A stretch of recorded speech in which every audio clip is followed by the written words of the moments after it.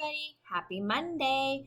Today is Monday, May 11th, and it's day 54 of Missing My Kiddos. Yowza. I believe, my friends, we're almost on our last chapter here. We are on The Mouse and the Motorcycle by Beverly Cleary. Chapter 13, a subject for a composition. Did you find out what a composition is? All right.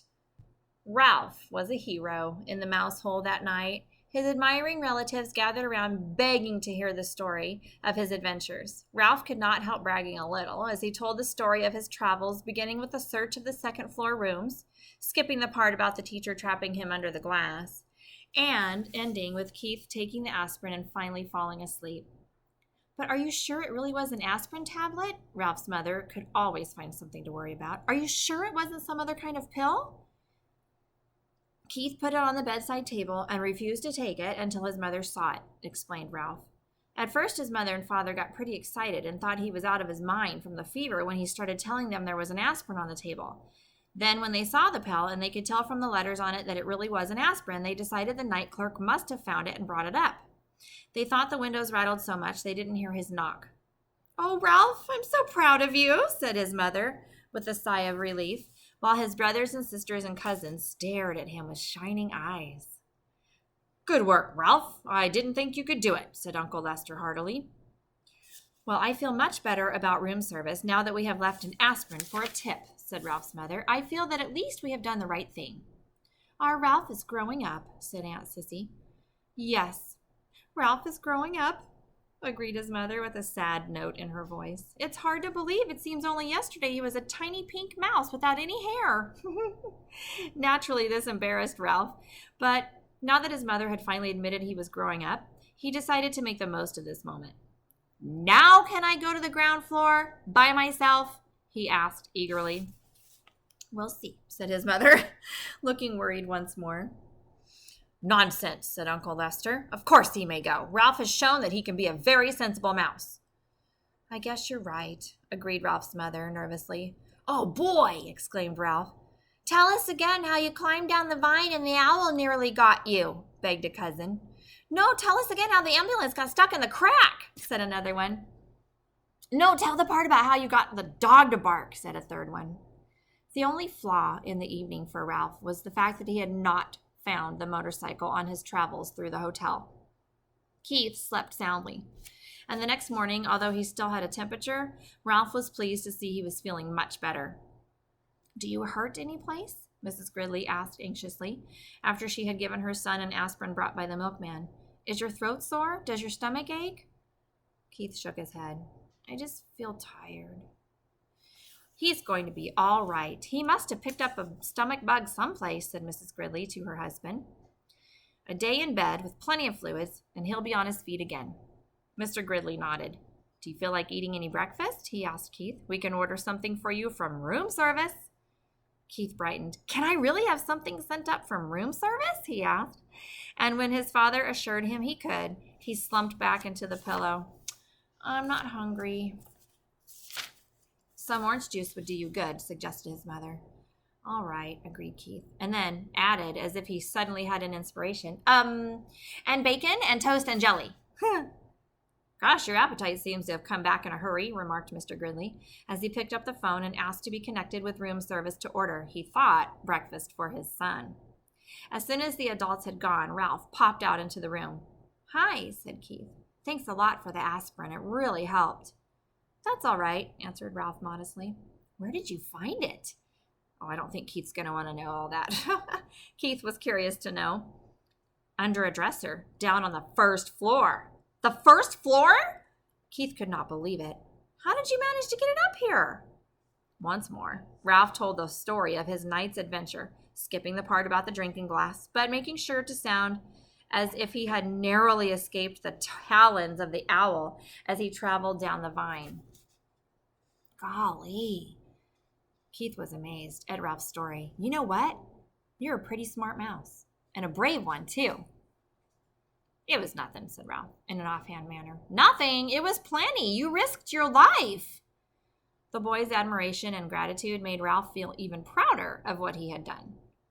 I parked your ambulance out in the hall, he said, wanting Keith to know how responsible he was. Your folks will probably see it and bring it in when they come back. That reminds me, you didn't happen to see my motorcycle anyplace, did you? Keith's question was unexpected. No, I didn't. Ralph suddenly felt less proud of himself, but I didn't have much time to look. Yeah, I know. Keith was sympathetic. I just wondered. A knock at the door sent Ralph scurrying into the knothole. Come in, called Keith. Matt entered with a tray. Here you are, and here's your ambulance. I found it out in the hall, he said, as he set the tray across Keith's knees. Sorry to see you're under the weather. Thank you, I'll be all right. Keith handed Matt a coin his father had left for a tip. And thanks for bringing in my ambulance. Matt pocketed the coin. Thank you, he said. Oh, and by the way, this doesn't happen to be yours, does it? He pulled the little motorcycle out of his pocket. Ralph was so excited he almost fell out of the knothole. Hey! Keith sat up straight, rocking the orange juice on his tray. It sure is! Where did you find it? In a hamper of linen that had been chewed by mice, or maybe one mouse. It fell out when the housekeeper was showing us the damage that had been done. I picked it up before anyone noticed it. Gee, thanks a lot. Keith accepted the motorcycle and set it on his tray. It's my favorite. I didn't like losing it. I wonder how it got into the hamper of linen, said Matt. Keith grinned, but he said nothing. Old Matt rubbed his chin and stared at the ceiling. I don't suppose a certain irresponsible mouse happened to ride it into a pile of sheets and pillowcases and get tangled up and dumped into a hamper. Keith tried not to laugh. I don't know any irresponsible mice, he said. Only one responsible mouse. How did you guess? Well, there isn't much around this hotel that escapes my attention, said Matt. I saw that mouse out in the hall with the little motorcycle. I imagine he's a regular speed demon. Ralph could no longer stay out of the conversation. I'm fast, but I'm careful. I haven't had an accident yet, he boasted, and added hastily, recalling his fall into the wastebasket. At least, not since I learned to ride the motorcycle. Is there anything I can't stand? Or if there's anything I can't stand, it's a cheeky mouse, said Matt. What do you call getting tangled up in a lot of linen? Well, what I mean is I didn't crack up the motorcycle, said Ralph with dignity. He's not cheeky, defended Keith. He's brave. You're not going to tell the management about him, are you? What's the use, said Matt. If they get rid of these mice, more will move in. Anyway, he's a cute little fellow. It cheers me up just to think of him tearing around on a little motorcycle. If only I could, thought Ralph.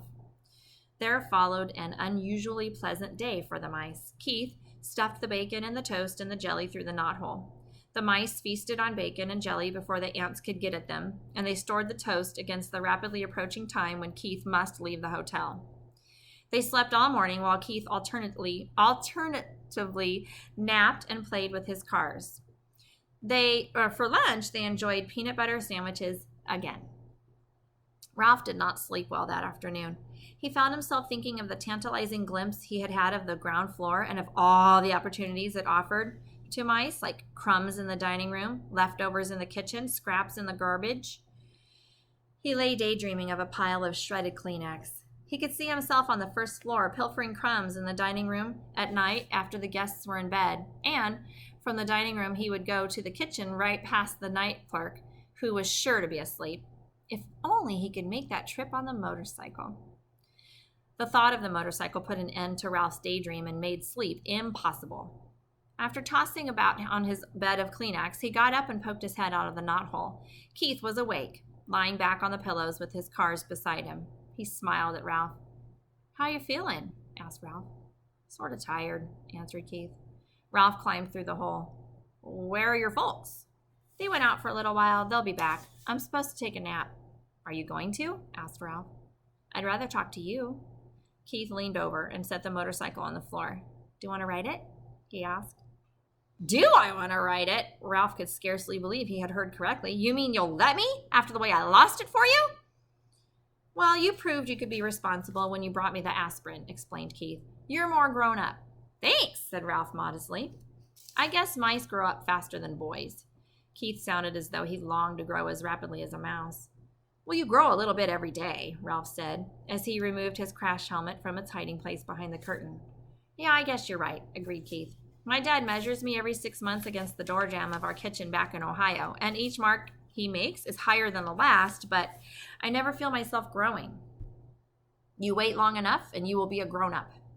Ralph felt as if he had said something very wise as he slipped the rubber band on his crash helmet around his whiskers. Yeah, I guess so.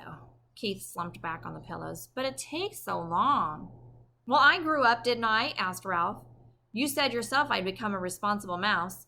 Yes, you did, said Keith thoughtfully. I guess that's just part of the secret. Just getting bigger isn't enough. You have to learn things like not taking off down a steep hill on a bike when you aren't used to the handbrakes, stuff like that. Ralph walked with a slight swagger to the motorcycle, grabbed the handle grips, and threw his leg across the seat. He remembered to pick up his tail before he started. He took off across the carpet and circled the room, covering the rough parts under the dresser and the chair and coming to a halt beside the bed. She has good balance on a rough road, said Ralph with authority. She's a mighty fine machine. Say, Ralph, said Keith, suddenly sitting up, how would you like to come with me when we leave the hotel? Come with you? Ralph was stunned. He had expected to live and die in the Mountain View Inn, and now he was being offered the opportunity for travel that he had dreamed of. Yeah, come with me to San Francisco and then back to Ohio. Ralph's first thought was of the motorcycle. If he went with Keith, he would not have to be separated from the motorcycle. Keith must have sensed Ralph's thoughts because he said, You could ride the motorcycle every day. Ralph was silent. He had begun to think of other things, his family, the permission he had earned to visit the ground floor, Keith's family, and how they might feel about a mouse. Come on, Ralph, said Keith. You could travel in my pocket. Your mother doesn't care for mice, Ralph pointed out. Well, not running around loose, agreed Keith, but she let me keep a couple of white mice once. I still have their cage at home. You'd be very comfortable in it. Comfortable in a cage? Ralph was horrified. No, thank you. Oh, come on. Would you like to be in a cage? Demanded Ralph. Well, no, but... Well, neither would I, said Ralph, especially now that I can finally go to the ground floor. In his disappointment, Keith slumped back on the pillows once more. I guess I knew you really wouldn't want to come. I understand, he said. I sure will hate to see the motorcycle leave, said Ralph, and added hastily, you too, of course. The boy and the mouse were silent. Both were thinking of their wishes and their regrets that their wishes could not come true. Keith rolled over on his side and propped his head up on his fist. Would you like to keep the motorcycle? He asked. Keep it? Me? Sure, said Keith. I can save up my allowance and buy another one when we get back to Ohio. You really mean it? Ralph could scarcely contain his excitement. Keep it for my very own? Of course. How come? Ralph wanted to know. I like to think of you riding it, said Keith. You know, if you grew up enough to be trusted with a mouse-sized motorcycle, maybe someday I could earn a big one. The excitement drained out of Ralph. I can't. I don't have any place to keep it. It's too big to go through the knothole, and I couldn't ride it behind the curtain forever because I've heard that after Labor Day, when there aren't so many tourists, they take the curtains down to be cleaned. That is a problem, agreed Keith. There must be some place in a big hotel like this where you could keep a motorcycle. Ralph sat on the motorcycle, thinking as hard as he could. In the closet? No, he couldn't get it out when the door was closed. Under the bed? No, eventually it would be found. How about downstairs? Suggested Keith. I could carry it down for you before we leave. There must be a good hiding place down there somewhere. Well, there's that big old clock my ancestor ran up, said Ralph thoughtfully. Nobody ever cleans under it, but frankly, I don't care to have it striking over my head. Keith thought for a while. How about that big TV set in the lobby? He asked. The noise shouldn't bother you because you would only go under it at night when everyone was asleep. Yes! Ralph was excited. That's a perfect garage. I saw it when I got the aspirin. The legs are just high enough for the motorcycle, but not quite high enough for a vacuum cleaner attachment. Then it's settled, said Keith, and then added rather sternly, Ralph thought. But first you must ask your mother. Ralph dismounted, which means got off, and ran to the knothole. He was gone several minutes before he returned and announced in triumph, She says I can keep the motorcycle if I promise to drive carefully and wear my crash helmet every single time I ride it. Swell! Keith was just as excited as Ralph. When we check out, I'll hide it for you while my parents are busy paying the bill. I can't thank you enough. Ralph fastened his crash helmet once more. I never thought I'd have a motorcycle of my very own. Keith lay back on the pillow and smiled at the mouse mounting the motorcycle. It'll be fun thinking of you riding around that big old lobby when I'm back in Ohio this winter going to school.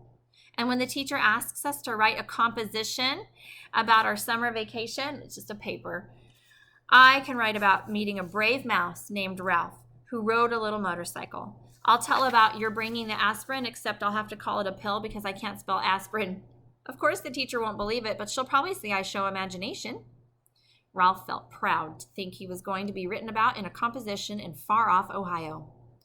He grabbed his tail, gunned the motor, and took off, heading for the threadbare part of the carpet that made such a good speedway. Round and round he sped, faster and faster, until his whiskers blew back, and he was filled with joy and speed. He longed to wave to Keith, but he realized a good driver must keep both paws on the handle grips. He glanced up and noticed that Keith's eyes were closed. The boy had fallen asleep with a smile on his face. Ralph dragged his heels to brake the motorcycle. Quietly, he parked it beside the bed, and quietly he removed his crash helmet and hid it behind the curtain. He did not want to disturb the sleeping boy. Ralph could wait to ride the motorcycle because it was his to keep. The end. That was a great story. I super love that book. And there's another one too, so I'll be starting that tomorrow. Have an awesome afternoon. I'll see you guys tomorrow. Bye. Love you.